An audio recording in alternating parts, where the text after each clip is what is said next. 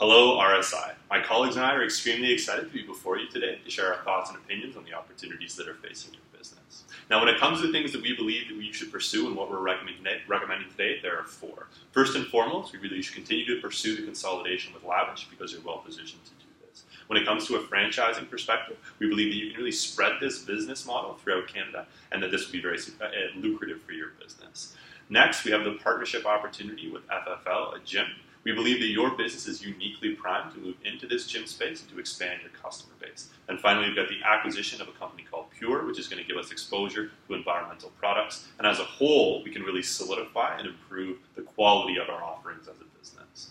But we have to really ask ourselves, are we properly positioned in the current situation that we face to make sure that we can capitalize on these opportunities? From a vision statement perspective, we believe that you're well aligned with these different business opportunities, especially with the consolidation of Lavish. But when it comes to your mission statement, we believe that there are two things that we really need to kind of emphasize and focus on a bit more. The first being that of environmental friendliness, and the second being involved and engaged with your local community. If we can do those two things, we can continue to actualize on our key performance metrics, which are being clean, being a quality service, but also being affordable to the individuals who use it. Now, when it comes to managing your stakeholders, there are two key groups that we need to consider, the first being the active and the second being the passive. Active shareholders are going to be particularly interested in hearing the details that we provide today and how those details will align with their different visions and appreciation for what this business should be. When it comes to passive, those individuals are a bit more focused just on the pure returns that are ongoing within the business, and we're going to be very particular about emphasizing those throughout this presentation. The one thing that we want to make sure that we emphasize more than anything else is that ultimately you guys compete upon intimate differentiation, and we're going to continue to do that with all the different strategic options that we pursue. We have performed financial analysis based on financial statements provided to us. The financial analysis is done to understand and assess the financial strength of both companies. Liquidity ratio, both current ratio and quick ratio, is below 1. Their solvency ratio improved from previous year to this year. Your debt to asset ratio is very high, which means that they will have a challenge for future financing. Their profitability ratio is very high. Their profit margin, net profit and gross profit margin both are very high. Based on this financial analysis, we suggest the company to plan for growth. We have also done internal and external analysis using SWOT analysis and PESTEL analysis. For SWOT analysis, the major strength of the company is that it's highly trained staff, provide personalized service to its customers. The weakness is that the company is charging less than its competitors, so it will not be able to pay expenses for a long time. The major threat to this industry is financial condition of the families visiting the spa. It depends on the disposable income of the people, and in recession they will not be able to visit the spa too frequently. In PESTEL analysis, I will emphasize on environmental factors which people really care about. People really care about the organic products to use the services. Also, I will emphasize on socio-cultural. This industry has, in past, it was a women industry, but now men are visiting the spas more frequently. So there is an opportunity for growth. Now that you have a better understanding of the market which you currently operate in, I'd like to talk more about the 4 strategic options that you face. These options each aim to grow the profitability and operations of RSI. The first option I will talk about is the consolidation of RSI and Lavish. Currently, these two companies operate under different brands. However, there is the proposal is actually to consolidate the two brands under one brand identity. There are several pros and cons associated. However, I'd like to highlight a few that we think are really important to take away from today. Firstly, there's a consistent brand identity. This is very in line with your CEO's mandate to join the two companies under one umbrella, so we think this is a really great strength of this option.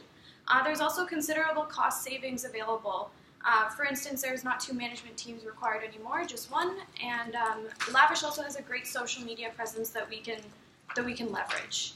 On the negative side, there are issues with the bonus program where they differ between the 2 companies. There's also organizational differences that have been noted by management. However, we feel with time and effort, these can be overcome. Quantitatively, the 2 companies together are less profitable. However, we did note several cost savings available, so we're not worried about this. Another bonus is that there is no investment required, as you've already purchased the shares of Lavish. We're going to start talking about franchising now. So in regards to RSI's second option, franchising, what they will do is they will offer up franchising opportunities based on their current model of operations. The pros in regards to this are that it will utilize the franchisee's capital rather than their own in regards to expansion, which will allow for them to expand much faster in their environment than they would if they were using the capital they were currently producing. Another pro would be that with these franchisees coming on, with their experience in the industry, RSI would be able to utilize this to build their brand and to possibly bring more opportunities for growth. In regards to cons, the differing values that some of these franchisees might bring on board could prove to have a negative impact in the long run, as it might prove to show some efficiency issues. There may also be difficulty in finding locations that are as lucrative as RSI's current location of operations. In regards to quantitative, they will need 8 franchises to break even. However, in the first year, they'll only need to utilize 5 franchises to maintain their operations. The more therapists for each franchise, the more profitable the location will be in the long run.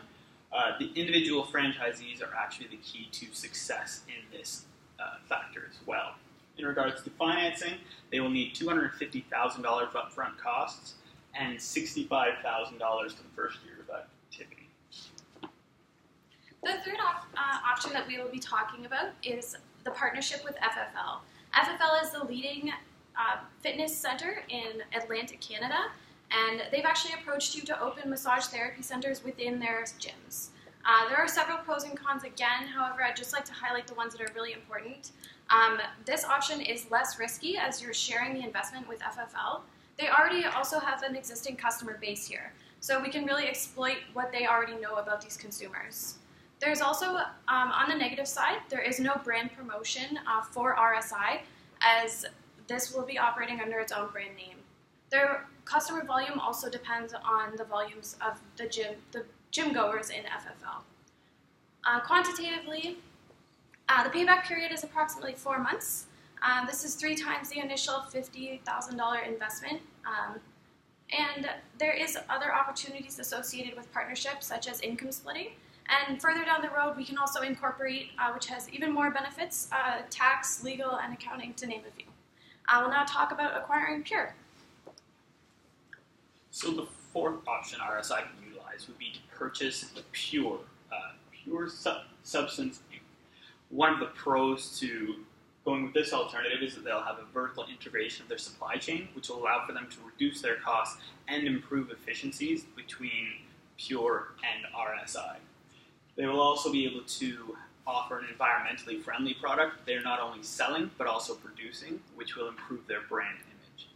Some of the cons would be that they have no manufacturing experience in the industry, which may prove to be difficult. They might have to outsource their management expertise. And there might be an ethical dilemma in regards to moving the production facility from PEI to a lower cost company in another province.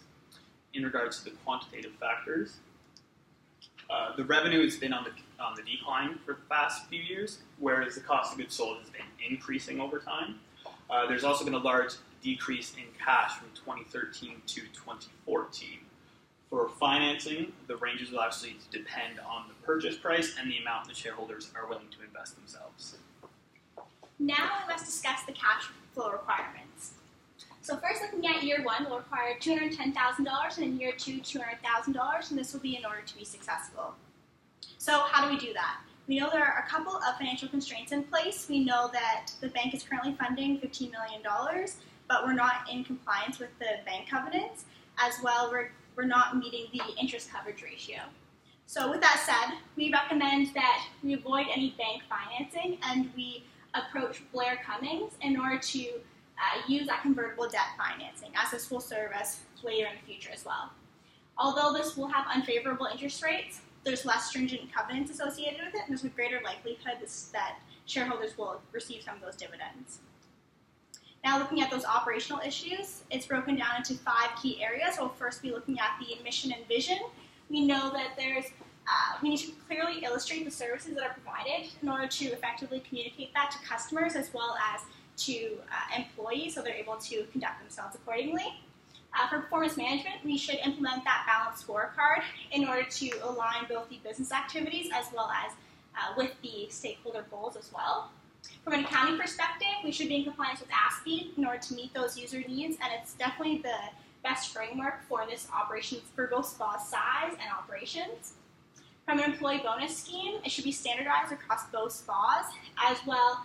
It should coincide with the management versus employee level, as managers will be more likely to want that equity side, maybe they want to buy in, whereas lower level employees might be more interested in flex time or other things of that nature. From a governance perspective, as you're aware, monitoring of the overall business operations is highly important. We also kind of noticed as well that the board is sort of lacking, or there's a bit of a void for an individual who has that specific financial expertise. And we definitely find that this is where Blair Cummings would come into play. He's able to sort of fill that void and meet that requirement as he has a background in finance. So now discussing the implementation. As previously discussed, first looking at the consolidation of RSI and Lavish, moving on to the potential franchising opportunities and the partnership with FFL. With that said, the consolidation of RSI and Lavish is particularly with regards to their administration functions. This should be implemented immediately in order to reap those cost-saving benefits. And Sally, you should definitely be the spearhead of this, given that your business acumen and your expertise. Looking at the franchising opportunities, this should be delayed by a year, given that there is that partnership with FFL, and you can definitely sort of get comfortable in the industry and gain understanding. So in year 1, the 4 franchises should be opened, and in year 2, we should aim for those 8. The project lead should be Sally and Emily. Emily could take more of an assistant sort of role, screening the locations as well as the potential franchisees as well. The contingency plan, if Emily isn't interested, we could hire externally. That way, you're able to meet all the requirements as long as they definitely make the fit with the business as well. The implication is that there are significant upfront costs here, but we do expect to break even in the second year. Looking at the partnership with FFL, this should be an immediate implementation in order to kind of get our feet wet to gain understanding of the business model. We definitely think the project lead should be Lisa, given her business background as well as she is a current shareholder as well. With that said, we might recommend that she does take a couple additional classes at the community college in order to ensure that her pay is equitable with her peers. If that doesn't work out and we have to look externally, we need to make sure that individual enforces the mission and vision. They're impartial to FFL to ensure that we're not losing the day-to-day business operations, and definite implications would be that there's a $50,000 initial investment upfront cost, and the next step would definitely be incorporation if this flows through accordingly. And now just to wrap it up. So we'd like to thank you very much for the opportunity to present our ideas and our thoughts on the future for your business. What we really wanted to emphasize was that, first of all, consolidation is a very real possibility for you and it will lead to a lot of success. Then we wanted to really emphasize that partnership and being able to spread your brand and your business around this country is an absolutely optimal idea for you. Then we wanted to make sure that you really understood and appreciated that both moving into the gym opportunity is going to be fantastic because you're going to give access to a whole new customer group. And finally, the acquisition of Pure Studios is really going to allow you to offer that wider range of products, broaden your horizons, and ultimately we're going to be able to drive the returns and the success that your business deserves. So we'd like to really thank you very much for your time today and open the floor to any questions.